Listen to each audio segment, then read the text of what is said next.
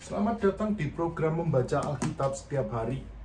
Biar melalui buku ini kita boleh diberkati Tuhan, kita boleh mengalami satu terobosan besar dan kita mengalami satu kemenangan.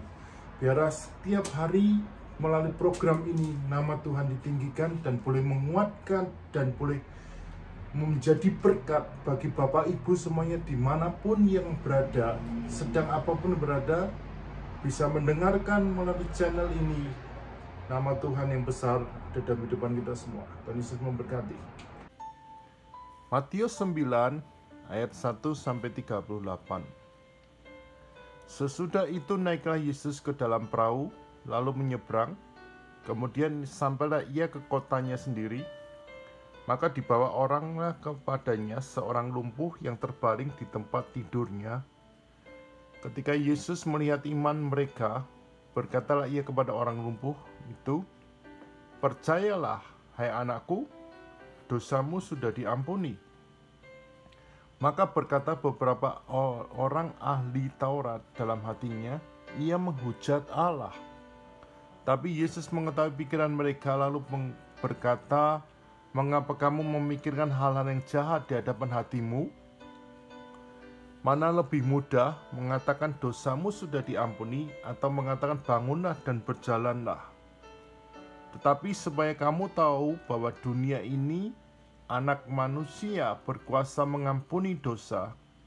Lalu berkatalah ia kepada orang lumpuh itu, "Bangunlah, angkatlah tempat tidurmu dan pulanglah ke rumahmu." Dan orang itu pun bangun lalu pulang. Maka orang banyak melihat hal itu takut, lalu memuliakan Allah dan yang telah mendirikan kuasa sedemikian itu kepada manusia. Setelah Yesus pergi dari situ, ia melihat seorang bernama Matius duduk di rumah cukai. Lalu ia berkata kepadanya, "Ikutlah aku." Maka berdirilah Matius lalu mengikuti dia. Kemudian Yesus makan di rumah Matius. Datanglah banyak pemungut cukai dan orang yang berdosa, dan makan bersama-sama dengan dia dan murid-muridnya. Pada waktu orang Farisi melihat hal itu, berkatalah mereka kepada murid-murid Yesus, "Mengapa gurumu makan bersama-sama dengan pemungut cukai dan orang berdosa?" Yesus mendengar dan berkata, "Bukan orang sehat yang memerlukan tabib, tapi orang yang sakit. Jadi pergilah dan pelajarilah arti firman ini. Yang ku kehendaki ialah belas kasihan dan bukan persembahan, karena aku datang bukan untuk memanggil orang benar, melainkan untuk orang berdosa." Kemudian datanglah murid-murid Yohanes kepada Yesus dan berkata, "Mengapa kami dan orang Farisi berpuasa, tapi murid-muridmu tidak?" Jawab Yesus kepada mereka, "Dapatkah sahabat-sahabat mempelai laki-laki berduka cita selama mempelai itu bersama mereka? Tetapi waktunya akan datang mempelajari itu dan ambil dari mereka, dan pada waktu itu mereka akan berpuasa.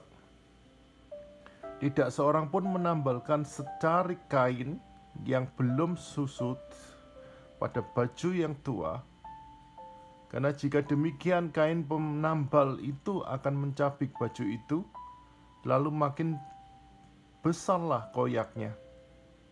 Begitu pula anggur yang kamu tidak isi dengan kantong yang kulit yang tua, karena jika demikian kantong itu akan koyak sehingga anggur itu terbuang dan kantong itu pun hancur. Tetapi anggur yang baru disimpan orang dalam kantong yang baru pula, dan dengan demikian terpeliharalah kedua-duanya."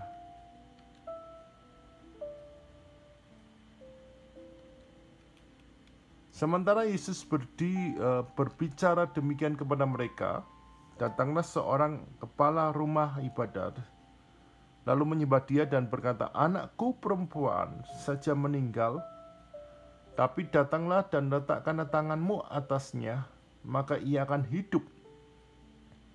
Lalu Yesus pun bangunlah dan mengikuti orang itu bersama-sama dengan murid-muridnya. pada waktu seorang perempuan yang sudah 12 tahun namanya menderita pendarahan maju mendekati Yesus dari belakang dan menjamah jubahnya. Karena katanya dalam hatinya, asal ku jamah saja jubahnya, aku akan sembuh. Ketika Yesus tiba di rumah kepala rumah ibadat itu dan melihat peniup seruling dan orang yang banyak ribut, berkatalah ia, "Pergilah, karena anak ini tidak mati, tetapi tidur." Tetapi mereka menertawakan dia. Setelah orang banyak itu diusir, Yesus masuk dan memegang tangan anak ini. Lalu bangkitlah anak itu. Maka tersiarlah kabar tentang hal itu ke seluruh daerah itu. Ketika Yesus menaruh perjalanannya dari sana, 2 orang buta mengikutinya sambil berseru-seru dan berkata, "Kasihanilah kami, hai anak Daud." Setelah Yesus masuk dalam sebuah rumah, datanglah 2 orang buta itu kepadanya, dan Yesus berkata kepada mereka, "Percayakah kamu bahwa aku dapat melakukannya?" Maka mereka menjawab, "Ya Tuhan, kami percaya." Lalu Yesus menjamah matanya sambil berkata, "Jadilah kepadamu menurut imanmu." Maka meleklah mata mereka, dan Yesus pun dengan tegas berpesan kepada mereka, katanya, "Jagalah supaya jangan seorang pun mengetahui hal ini." Tapi mereka keluar dan memasyurkan dia ke seluruh daerah itu. Sedang kedua orang buta itu keluar, dibawalah kepada Yesus seorang bisu yang kerasukan setan.